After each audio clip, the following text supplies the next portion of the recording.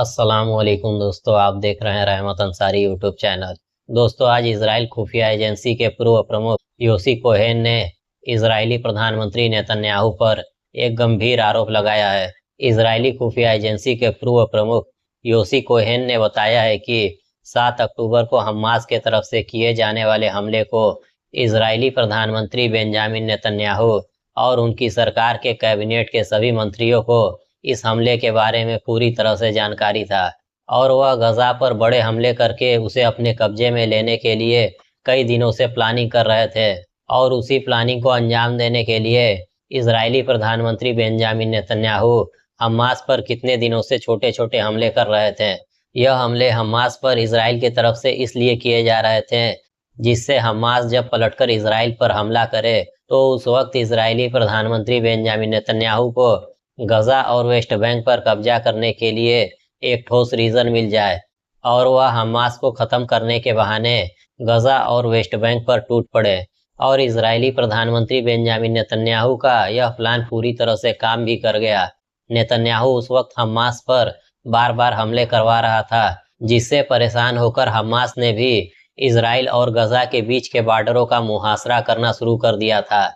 और जब 7 अक्टूबर के दिन हमास को ऐसा महसूस हुआ कि उस दिन इजरायली सेना अपने बॉर्डर पर मौजूद नहीं है, तो हमास को लगा कि यह इजराइल पर पलटकर हमला करने के लिए आज का दिन सबसे बेहतर दिन होगा, क्योंकि आज बॉर्डर पर इजराइल की सेना भी मौजूद नहीं है। हमास को इस बात का बिल्कुल भी अंदाजा नहीं था कि यह इजराइल के तरफ से तैयार किया गया एक ट्रैप है और इसी ट्रैप के तहत इजरायली प्रधानमंत्री बेंजामिन नेतन्याहू ने अपने बॉर्डर से इजरायली सैनिकों को आज हटा दिया है। और हमास ने यह सोचा कि आज 7 अक्टूबर के दिन इजरायली सेना अपने बॉर्डर पर बहुत कम मात्रा में मौजूद है और आज के दिन वह इजरायली बॉर्डर पर हमले करके इजरायली सैनिकों को अपना बंधक बना लेगा। हमास ने 7 अक्टूबर 2023 के दिन जब इजरायली बॉर्डर पर हमला किया तब वह इजरायली सैनिकों और कुछ इजरायली नागरिकों को बंधक बनाकर इसलिए अपने साथ ले गए कि वह चाहते थे कि इजराइल के इन बंधकों के बदले वह अपने बंधकों को और फिलिस्तीन के कई हजार लोगों को, जिन्हें इजराइल पहले से ही अपना बंधक बनाया हुआ है, हमास ने यही सोच करके कि वह इजरायली जेल में बंद फिलिस्तीन के लोगों को छुड़ाने के लिए इजरायली बंधकों का इस्तेमाल करेगा और जब इजरायली सरकार अपने जेल से फिलिस्तीन के लोगों को रिहा करेगा तब वह भी इजरायली बंधकों को रिहा कर देगा। और हमास ने अपने वादे के मुताबिक ऐसा किया भी। वहीं हमास ने तो इजराइल से बदला लेते हुए 7 अक्टूबर 2023 के दिन इजराइल पर हमला कर दिया, लेकिन हमास को बिल्कुल भी पता नहीं था कि यह इजरायली प्रधानमंत्री बेंजामिन नेतन्याहू का एक प्लान है, जिसके तहत वह पूरी दुनिया को यह दिखाकर कि हमास ने 7 अक्टूबर के दिन इजराइल पर बहुत बड़ा हमला किया है और इसी का बदला लेने के लिए इजराइल अब गजा पर हमला करेगा। और इजरायली प्रधानमंत्री बेंजामिन नेतन्याहू को गजा पर हमला करने का बड़ा मौका मिल गया। इजरायली खुफिया एजेंसी मोसाद के पूर्व खुफिया प्रमुख योसी कोहेन ने बताया कि वह इजरायली प्रधानमंत्री बेंजामिन नेतन्याहू और उनके कैबिनेट को गजा पर हमला न करने का मशवरा दे रहे थे और उन्होंने इजरायली कैबिनेट में इजरायली प्रधानमंत्री नेतन्याहू के सामने कोहेन ने यह प्रस्ताव रखा था कि गजा पर हमला करने के बजाय मिडिल ईस्ट के अरब देशों से बात करके और उनसे एक समझौता करके गजा के 10 लाख लोगों को मिडिल ईस्ट में स्थानांतरित कर दिया जाए। कोहेन ने बताया कि उनके इस प्रस्ताव को इजरायली कैबिनेट और नेतन्याहू ने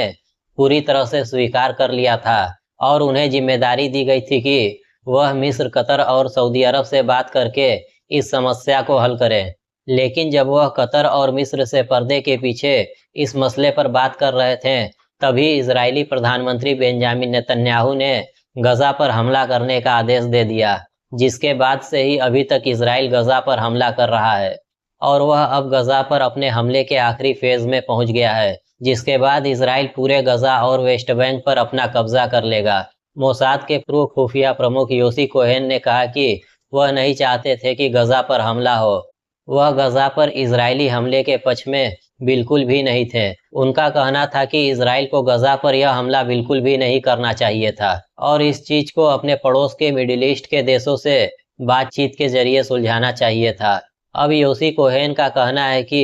इसराइल का गजा पर हमला करना अब तक का सबसे बड़ा भूल है और अब पूरी दुनिया में धीरे धीरे इसराइल के खिलाफ एक माहौल बनता जा रहा है। कोहेन ने कहा कि भले ही मिडिल ईस्ट के देश गजा पर हमले को लेकर शुरू में खामोश थे,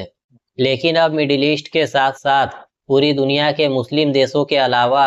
यूरोप के वह देश भी जो इसराइल के सबसे बड़े समर्थक हुआ करते थे और इसराइल का हर वक्त सपोर्ट किया करते थे, वह सब भी अब इसराइल के खिलाफ खड़े हो चुके हैं। और अब आने वाले वक्त में दुनिया के सभी देशों में यहूदियों के लिए जमीनें तंग कर दी जाएंगी। योसी कोहेन ने बताया कि उन्हें इस बात का अंदाजा बहुत पहले हो गया था, जब इजरायली प्रधानमंत्री बेंजामिन नेतन्याहू ने गजा पर हमला करने का फैसला लिया था। तभी उन्हें यह एहसास हो गया था कि यह इसराइल के विनाश का पहला कदम है। मोसाद के पूर्व खुफिया प्रमुख कोहेन का कहना है कि नेतन्याहू ने इसराइल को बहुत बड़े खतरे में डाल दिया है। योसी कोहेन बता रहे हैं कि अब इसराइल को इसके परिणाम भी भुगतने पड़ेंगे और अब आने वाला वक्त ही बताएगा कि इसराइल के साथ क्या होने वाला है। आप लोगों का इसराइल के मुतालिक क्या ख्याल है? अपनी राय कमेंट बॉक्स में जरूर दीजिएगा।